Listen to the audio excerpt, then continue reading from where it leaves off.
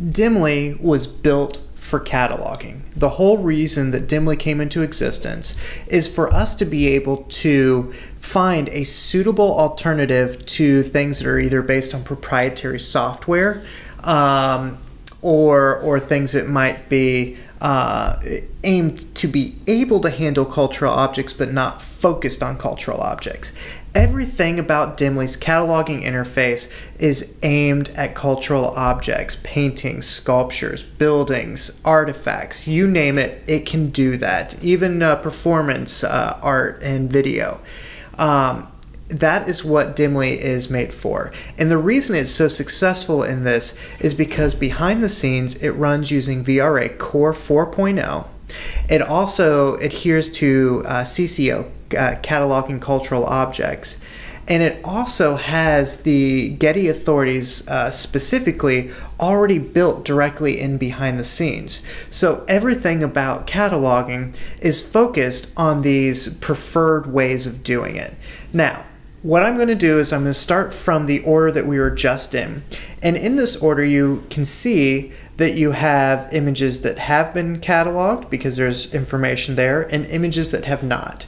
Just by clicking on an image, it's going to take you directly up to the top. If you click on one that's already been done, you can see both the work record and the image record side by side. Again, for those not familiar with VRA Core, the work is the main thing. In this case, it is the villa itself that this mosaic just happens to be part of. So it could be, if it's a sculpture, as the main thing, as the work, you will have different views and angles of the sculpture that are images associated. You can have 15 different images associated to one work. You also have the ability to scroll down and see that there are actually 31 images associated to this, and you have the ability, as you can see, each of the images has a little box next to it. You have the ability to select which one's the preferred image, and a preferred image is whatever gives you the closest full identity of the work record, what's most representative of the work record itself. And so you can change the image at any point that would be displayed up at the top. You can also click on an image to be able to see it larger as well. Now, one thing that I want to do is, this is an example of what it looks like if you're just viewing a work record and an image record that have already been cataloged. However, in this order, we have multiple images that still need to be done. So if I click on one of these records, you will see that there's no information on the side, and if it's never been cataloged before, on the work side, you're faced with this screen. The great thing about being able to use work and image is we know that there are many times you will want to reuse a work record, whether it's architecture or sculpture or what have you. So all you have to do when you're faced with a new cataloging image is do a simple search right at the beginning to see if that already exists. So let's say that I knew that this was done by Peter Paul Rubens or is attached to one of his works. At this point, it will show all the images down below.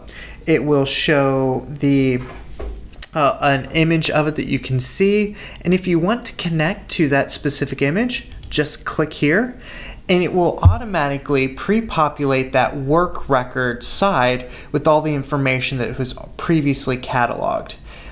If you would like to say, oh, that's the wrong image, it wasn't, or the wrong work, it's not supposed to be that one, you can always break this relationship, but from this point on, they are associated. If we would scroll down, you would see that it was associated to a work record.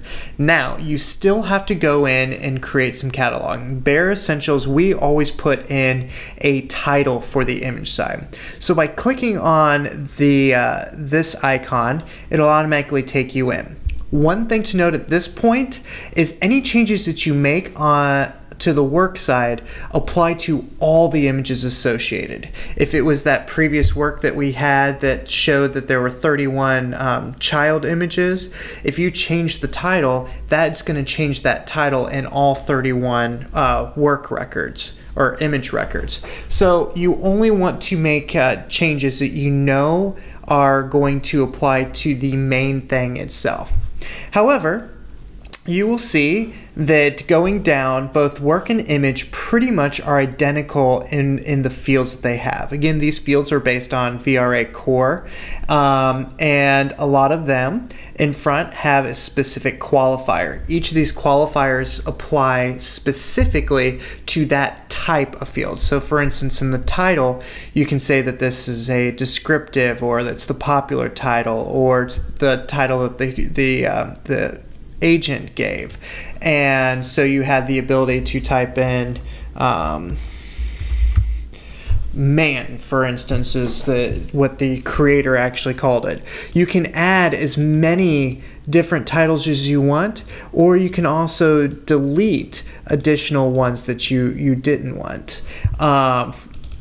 And so at that point in time, you also have the ability, as you scroll down through, you see that we have everything from the agent to date, materials, techniques, and you will also notice that we have these little orange and purple boxes in each of these. In the next series of videos, I'm going to break apart the fields that we have listed here, and we're going to go into the specifics of what these fields are doing and what you can be doing yourself as you're cataloging as well.